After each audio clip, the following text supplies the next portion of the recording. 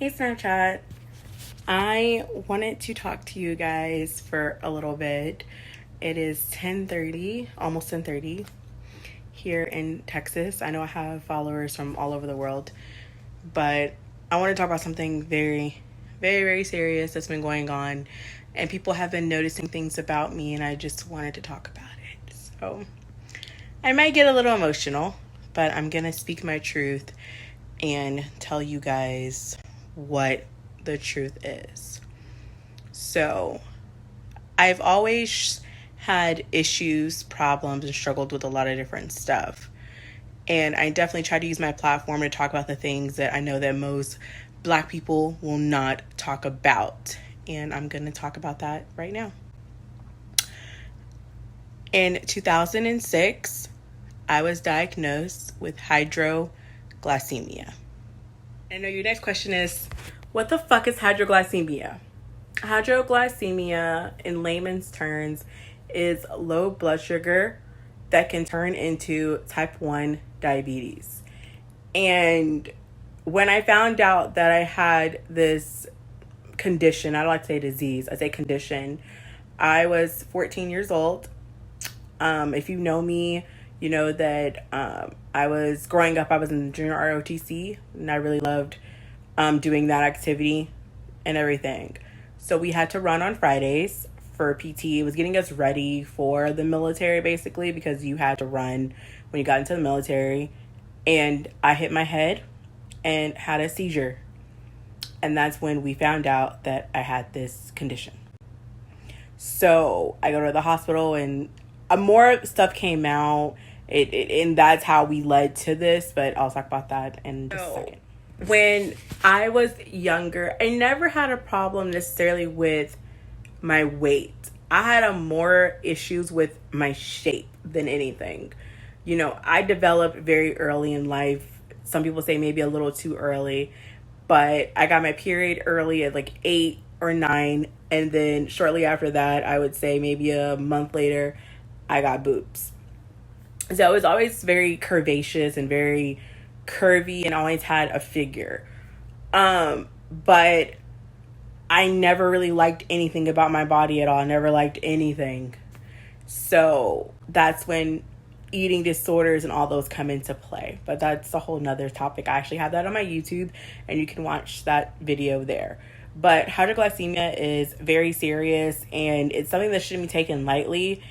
And the fact that it's getting worse is making me very scared. One thing I hate about having hydroglycemia is the fact that you wake up and some days you're dizzy, you're sick, you feel like you're drained. And for me, the weekends are definitely the hardest for me. Friday, Saturday, and Sunday are hard because if I'm not working or if don't have anything to do, I'm literally just chilling. I'm cleaning, I'm sleeping, I'm relaxing. And because of my hydroglycemia, sometimes I can't get up the next day and go to work. And that really sucks. I hate missing work. I hate missing money, obviously. But my body shuts down and I really can't do anything. And to boost my sugar up, it takes about 3 hours for that to happen, which is long. Because you have to get it to a certain point. It can't be over high because you'll get into a coma, and it can't be super low either. Having this condition, like I said, it definitely scares me. The fact that it's like a genetic thing. So like people say like, oh, if you lose 25 pounds, maybe you won't have it.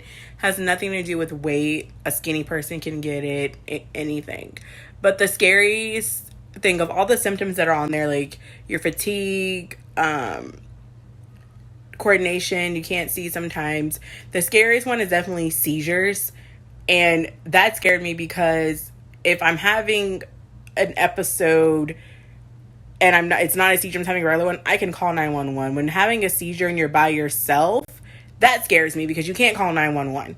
You're seizing and no one will know about it. So that scares me that I could be by myself when that happens. And that scares me. So I try to keep my sugar up and I try to do all the things I'm supposed to do, but that still scares the fuck out of me. I am getting better, hopefully, and things will get better, and this will not kill me. I will continue to strive and be great. I know people have said that they don't think that I'm as bubbly anymore, especially people that I work with. It's not that I'm bubbly or not friendly anymore. It's more so that I just don't feel good. And I'm the type of person where I hold a lot of stuff in. Like, I don't tell people, I don't feel good, or don't really talk about it much. Like, I'll go through my whole day knowing that I'm probably going to pass out at any second. And sometimes I don't want to be bothered, and I don't want to be, messed with. But I get up every day and go to work. I do call out of work at least once a week for this condition, and I know that that's bad. But there's a program in my job, and I'm able to call out, hopefully, if everything goes right, and then I'll still get paid for that day because it's considered a medical condition. If you guys are ever with me and you think, in your head, you're thinking, like, something doesn't look right, you look fatigued, or get me juice. That's really good. You can get me berries, meat, like a bread or a meat bread, rice cakes, all those kind of things like that. And I will post a picture of like all the things that will help boost it in case of an emergency. Some of these things I already eat anyway, but tomorrow I'm going to get rice cakes because they're supposed to be really good for you. So we can get rice cakes, but I'll post a picture and I'll tell you things that will help boost it back up. If you're ever around me or you ever feel like something's not right, do not hesitate to call 911. I do have an iPhone. If you slide my phone, you can go straight to my medical ID, and all my information is on medical ID, including people to call if this is to happen. I have a list of people on there that you can call. And if you're with me and I seem dizzy, disoriented, or anything like that, do not let me go to sleep. That is how you become coma state, or coma state. I think that's how you say it. That's also not good. When your blood sugar drops and you go to sleep, that's not good either.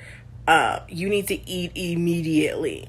But like I said, getting juice and things like that, that also helps.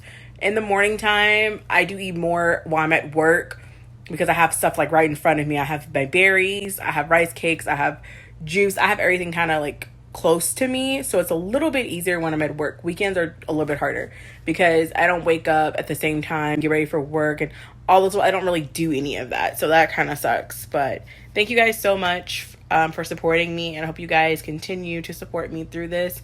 And I love all the little things you guys post about me and say. Thank you so much, and my spirits will get back up shortly. Just let me heal.